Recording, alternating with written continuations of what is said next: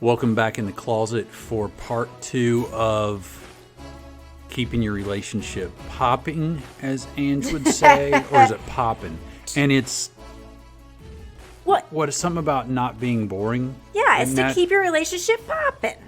And we're going through things that we did the first one, which was the first, I don't know, several points in how to keep your relationship from not being boring. Or maybe it's boring and it's going to help you quit being boring. Right. I don't know. We're going to jump into this. She's going to read things out loud and then we're going to comment on them like we do on the podcast sometimes.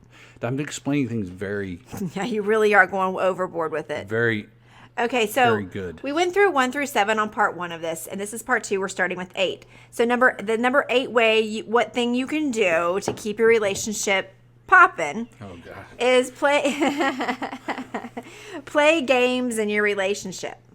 Okay, all right. Now we're talking. When it comes to how to fix a boring relationship, games can really help.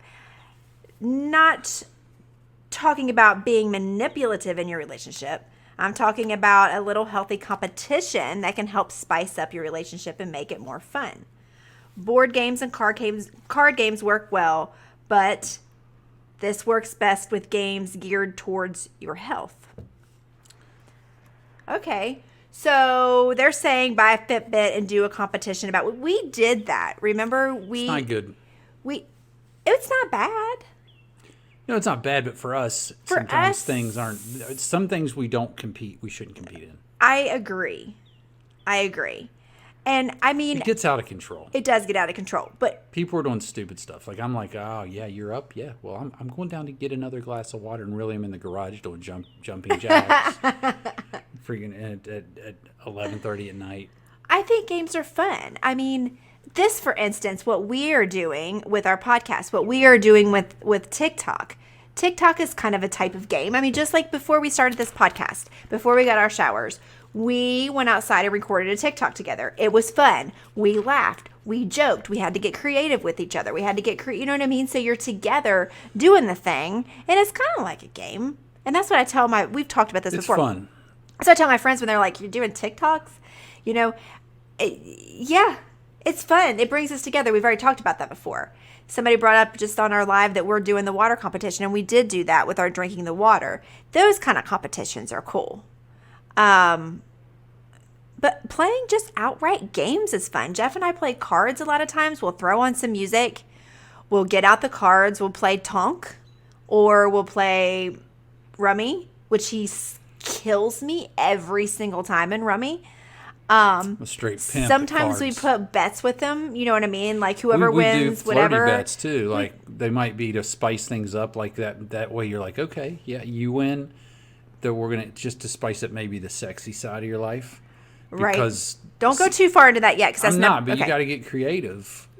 Sometimes to keep the flame off low and medium. You got to keep it popping.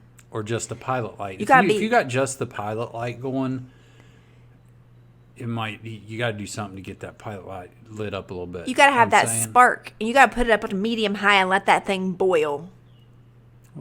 You got to let that relationship be on boil. That's intense. But I like it. I like it. Somebody here on our live says that her and her husband play cornhole or washers. I don't know what washers are. We'll ask you later. I love new games, so that sounds like something I want to know about. We do. We like the cornhole. Ladder golf or ladder ball is my favorite thing to play with him. But we do get a little competitive, but it's not unhealthy competitive, I don't feel like. Oh, not at that stuff. No, not at all. It's flirty. It's fun. Cornhole's fun. I need some cornhole boards. Well, my dad was going to make them. We just got to get it going. So games. Yeah, games are fun. Games are great. And it's not necessarily... We're not talking about family game night. That's something entirely different. That's totally different. It has to be just the two of you. Yeah, you're trying to strengthen you're trying to strengthen your relationship by you've recognized that it might be a little stale. Right. Which is normal, I think, at certain points. And you just got to be careful how you bring it up. Go out and play some games. And you know what we did one time? Like, we went to Sky Zone. Remember? Oh, we did. That was a blast. That was fun. Go to places that you don't normally go. This kind of piggybacked on one that we talked about the other day was do creative dates, which I guess this kind of goes into that. But I just was thinking about activities that we do that was not normal. Like I've been golfing with him. I'm not allowed to play golf with him because I'm too loud. But I drove the cart. I would let you do it again. I'd give you a second chance. Oh, thank you. Just stupid stuff like that. You know what I mean? The back nine was fun, so to speak.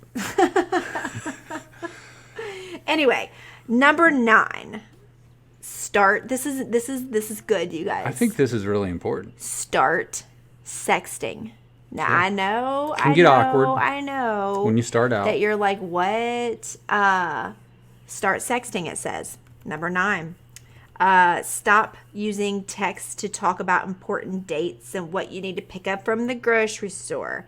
It's time to start using it in a way that makes your relationship less boring and much more scandalous, to the point that you will turn on all security features in fear that someone will see what your partner has sent today. Why do you think we have privacy screens? Oh, yeah, that's true. And we use WhatsApp for our... If I get a WhatsApp, I know I'm like, oh, this is good. Right. Usually it's not get this from the grocery store. That's on Messenger. But if I get a WhatsApp from fire, Right. then it's usually, I'm like, ooh, a little tingle. I'm like, okay, Yes. something's up. We do use WhatsApp when the relationship goes that way. We have certain emojis that we send to each other that sign that the talk's going to go that way. I send that emoji, we take it to WhatsApp, There's levels. and yes, we do this often, and it has really helped. And people will say, why do you have a privacy screen on your phone? You need a privacy screen? What are you trying to hide from me? I'm not trying to hide anything from him. I'm trying to hide what he sends to me from everybody else seeing. So It's not me. I don't send me. shut up. But seriously, but there's a level you get to where you're comfortable in talking about fantasies and getting into certain things with your spouse without having a lot of jealousy, or it turns into something hot that leads to good stuff. Right. But the weird thing is when you're in a relationship and the thing you're scared about the most Right. is not your wife getting a hold of your phone, but your kids. Right. Because of what's might be on there for your wife. Right. I totally agree. At first, I'm having trouble with my phones. Time out. At first, it's a little strange and a little weird, right? Because you're a little bit insecure about it, and you're like, at first I was like, I don't know what to do. But then you get the hang of it, and you get like what comes out of it, and it gets easier, right? Yeah. And then it gets fun, and then we like set little challenges. Yeah. So it's kind of fun. So Yeah, those are fun. Like this week, we have to try to do this. Like I challenge you to do this before, like within 3 days. right. And it might be hook up outside somewhere. It might be just doing one simple act. Mm-hmm. But I don't know. For us, it works because challenging her is like automatic go. Like we thumb wrestled like earlier in the week. And then I was like, you know what? We haven't had it's been a while since we've seen anything like back-to-back session, you Right. know, like 2 nights in a row, like back-to-back. Right. It's not abnormal to do 3 to 4 a week, something going on, but I was like back-to-back. And so, of course, that night, I didn't have to say nothing. She was like, Because it was a challenge. it's kind of like a challenge for, like I even said that. I was like, I got a little challenge for you. You know, you can fail if you want. It's no big deal. I know we just did something last night, but we haven't done back-to-back. We haven't got back-to-back in a while. And it's like it's a challenge, and he knows I'm going to take it because I do challenges all the time. But it just says texting romantic and sexy words and pictures back and forth will help you put the spark back in your relationship in a few ways. It will remind you how exciting your partner can be. It will remind you how dirty they can be. It will help you focus on other things besides the boring part of your relationship. We all have boring parts of our relationship.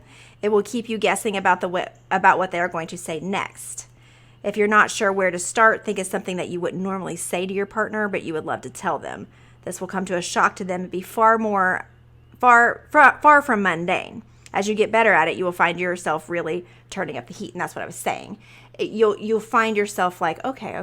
You know what I mean? You'll get it together. I remember starting this stuff like back in, it was our probably early to mid 30s when Angie, I don't know, I think it's normal for ladies to kind of lose their inhibition or get a little more confident in their libidos, ramp up a little bit in their 30s. And the kids are getting older. She's working out and getting in better shape and feeling better about herself. And I remember us getting into these conversations where we talk about stuff like this, stuff I wanted to tell her that I didn't want to tell her, and stuff she would tell me that I was like, what? And it was unbelievably exciting just to talk about stuff, especially with her, like the stuff that I would say to her or things that we would do, like that 5 years earlier in our 20s, she would be like, feel weird about it and like give me a hard time maybe. Like, right. You really want to talk about that? You really want to do that? That's odd. Like, that's weird. But... Well, also... Like thumb wrestling. Also, with texting, sometimes it's easier to say things, right? It's easier to type something seductive versus sitting here face to face saying it. Do you know what I'm saying? Like, it's easier for me to text certain things than to say them. So we live in a good time where we have the phones and we're able to do that, right? Yes. So I think that's true. So if you don't do it, if you think it's weird, if you think it's gross, if it's with your significant other, just do it. You'll find that it's actually pretty fun. Okay? All right, number 10. It says, embrace the arguments.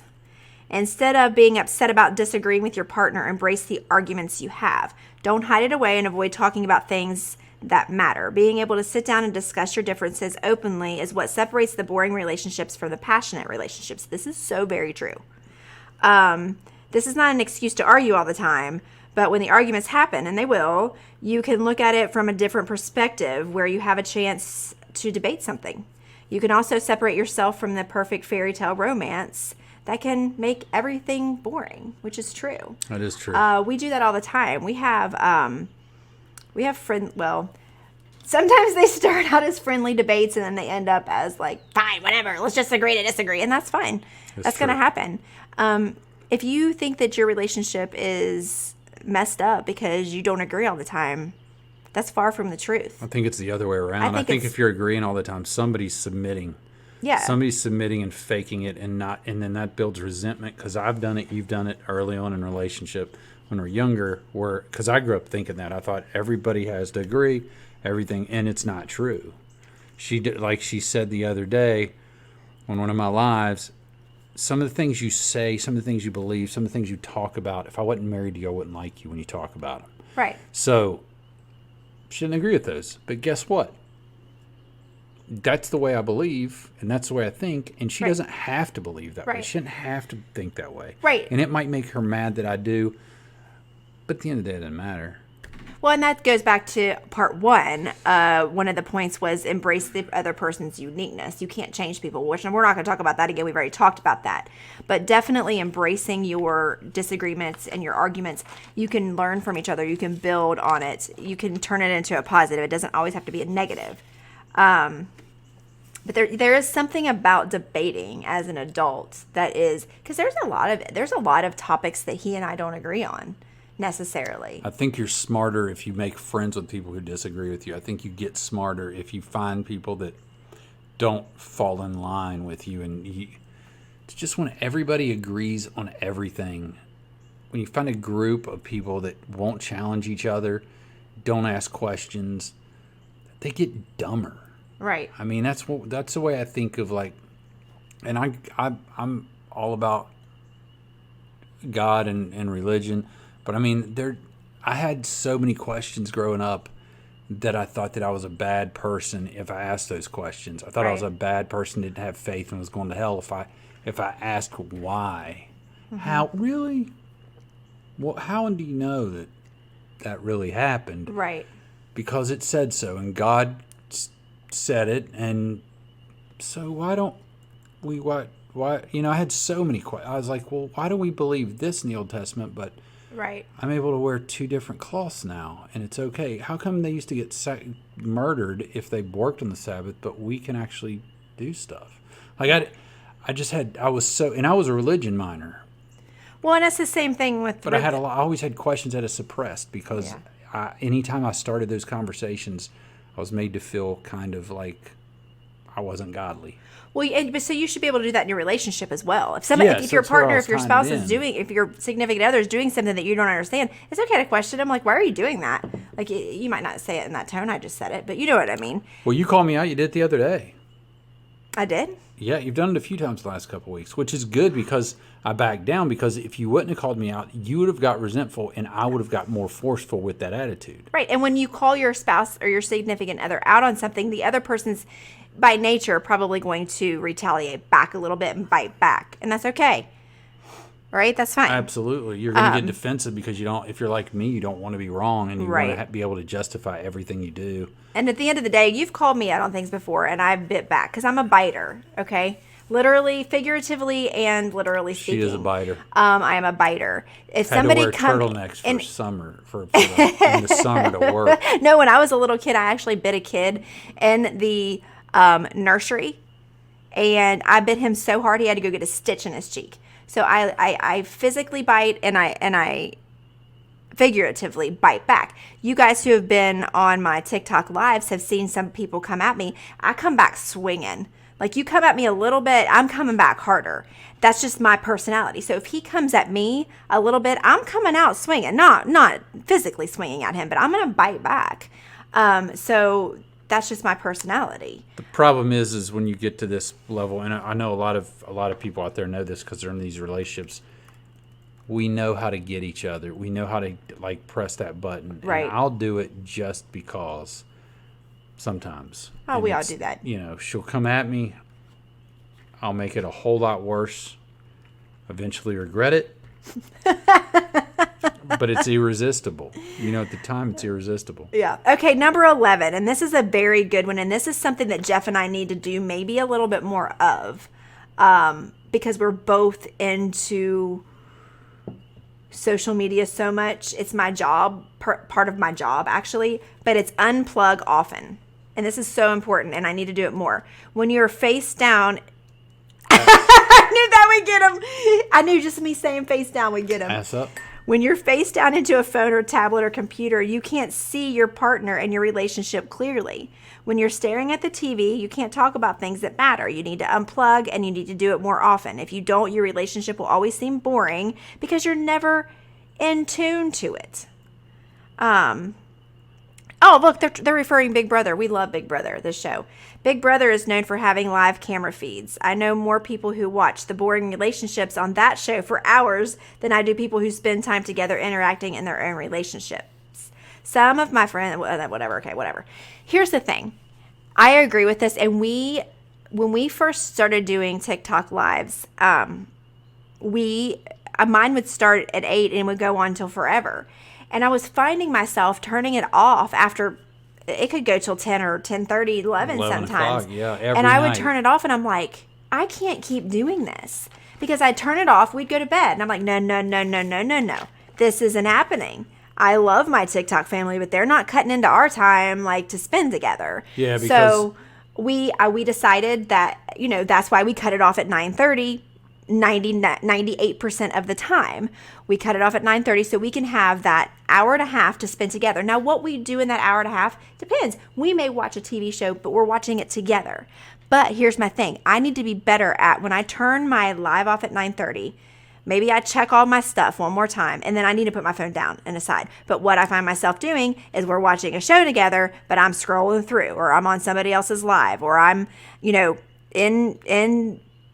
Instagram, or I'm doing this, or I'm doing that, and you're doing the same thing. We need to put our phones down by 10 and just say done for the night. Well, we did. That's the for thing. a while. Well, but like all this stuff with TikTok jumped in our life, and it kind of messed us up in that way, because we made a commitment at the beginning of the year that, okay, we want to connect more, because last year we realized that that's what we did every night is we watched TV, we were on our phones at the same time, we were in the same room, we might even be up against each other, touching each other, but we didn't connect. And we realized that month after month after month went by and we didn't connect. So we said, okay, we'll watch our shows, we'll do what we've got to do on our phones, but at 10 o'clock, we connect. Right. We turn the TV off, we turn the phone, put the phone down, and we hang out and we chat, and we talk from 10 until 11 or whatever, then we go to bed. Right. But then that all fell to the wayside. Well, because all this craziness started, and we ordered a special chair and it didn't come in. It was going to be our cuddle chair. It was a huge, that may sound so corny to you guys, but I don't even really freaking care. I like it. Listen, it may sound stupid, but whatever. We ordered this big, huge, round chair, right? Remember the chair we ordered? From China. From China. From China. And I don't know what happened, but we never got it. I think I got scammed. I think you got scammed. Just like I probably am getting scammed on the yoga pants I ordered from China last night when I had too much wine. But it was going to go right over here in between, like, we have an area where we have a sitting area, and then we have like our bed over here in our bedroom. It's going to go kind of right in the middle. So we were going to transition from whatever we were doing before 10 o'clock. At 10 o'clock, we were turning everything off except for maybe some music, putting our phones down, and for an hour, just sitting in that chair, hanging out, talking, whatever. So just to catch you up, if you just got on, our relationship in 2020 was hinging on a giant cuddle chair from China. From China. That we're still waiting on, that I ordered in probably January. We probably don't want it. It has probably Corona all over it. We can get one at Walmart. I say we go sometime before the weekend's over and I saw on somebody's story or something, or somewhere on social media, they had this amazing chair. Where did I see it? And I said, I love that chair. And they said they got it at Walmart for like $100 and something. Where did I see that? I don't remember where I saw it. We'll figure it out at another time. Regardless of the chair or not, I think we need to go back to, I'm done at 9:30. So glad to hear you say that. Like, finish up what I'm doing, finish up what you're doing, and then we're disconnected from anything electronic except maybe some music for an hour. We may sit and just talk. We may sit and just listen to music. We might not say a word to each other, but we're still just here together. We're not in our phones. We're not in our iPads. We're not in our computers. And spend a good 45 minutes to an hour just doing that. And then at 11, if it's like we're not tired yet, we can, if we want to throw something back on, if you want to watch a show, you know what I mean? Then whatever. But I think that it's so important to unplug. And I don't do it enough. I'm very guilty of that. I'm very guilty of that.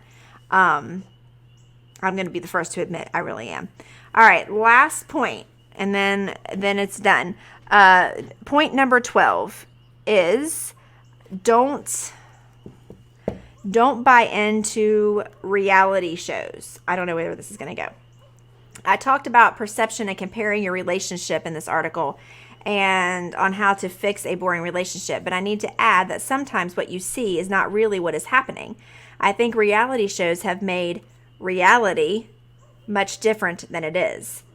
The type of craziness and passion that can happen in reality shows is hard to compare to in real life, because a lot of times the people in the show know that they need to be exciting or their show will get canceled. And other times it's scripted.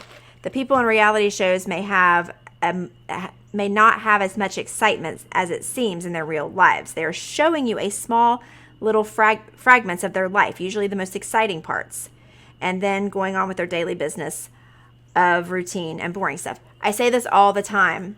I say this all the time in my fitness industry. You can't judge everything you see on Instagram as 100% all the time. Okay, so the pictures you see, the things people put on Facebook, the things people put on Instagram, the pictures that they put, nobody's going to put a bad picture on Instagram, right? More than likely, right? You're going to pick out your best picture. You're going to pick out, What's sad is I see some bad pics. Okay, but I'm just saying, you know what I'm saying? Like today I posted a picture on Instagram. It took me 17 different pictures before you know what I'm saying? Of course you're going to put the best one on there. Everybody is. So you can't judge.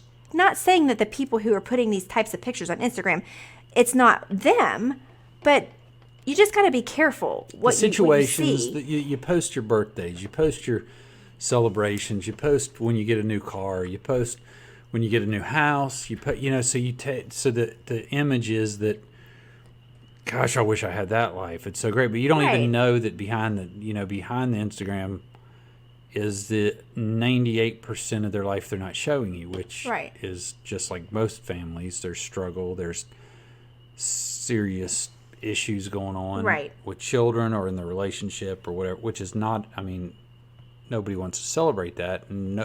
So Instagram a lot of times is escape too, and Facebook and all that stuff. It's escape from your torment. Right, but a lot of people will look at relationships and families and say, "Oh my gosh, somebody said that to me. Oh gosh, it was maybe even months ago. It's like, I see you. Oh, it was Anthony at the gym. He's like, oh, I see you on Instagram and wherever, and you guys are just all happy and just seem to always get along." I'm like, what? No, but I'm not going to put us when we're fighting on there and when I'm yelling at the kids and when the kids are being disrespectful and when Jeff's being grouchy or when I'm being grouchy. Of course that stuff happens, but you don't put that out there all the time. Yeah, she never goes, hey, Jeff, we're being really grouchy and we're fighting, Louis. Grab your phone, put it on the tripod. We got to get this. Yeah, I think that. Listen, we did have a real moment on our live one night. Can we talk about this for a second? Mm-hmm. No? Okay. Do we want to talk about this? I'm just going to say we had a real moment once on our live, and what was my moment? It doesn't matter if it was you or me. Oh, yeah. But I think that night people saw, yeah, this is real. This is a real relationship. I just ended it abruptly because he got mad about something and walked off and left me there, and I was like, oh, hi. Okay, guess I'm going to go now. And it was real, and it was raw, and that's what we want. My computer just died. In most situations in relationships, it's the needle and the final straw, whatever. There's other stuff and it's built up and you let it out. Yeah.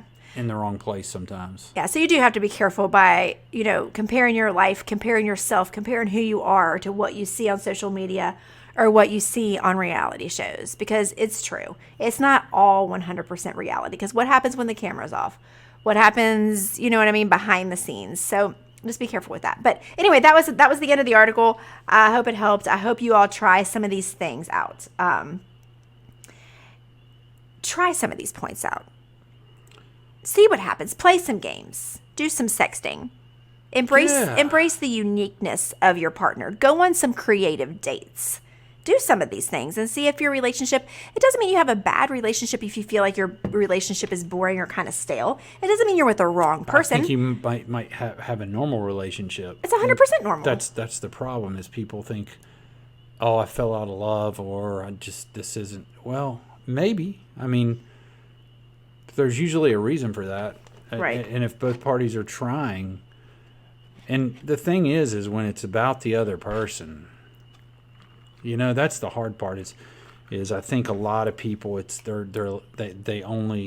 I'm being screwed over on this. I do so much more than that person. You start seeing it that way instead of saying, okay, even though you feel that way, why don't you try to get try to take care of that person, see if maybe it changes things. Right. It seems like that's the way it goes with us when we're fighting.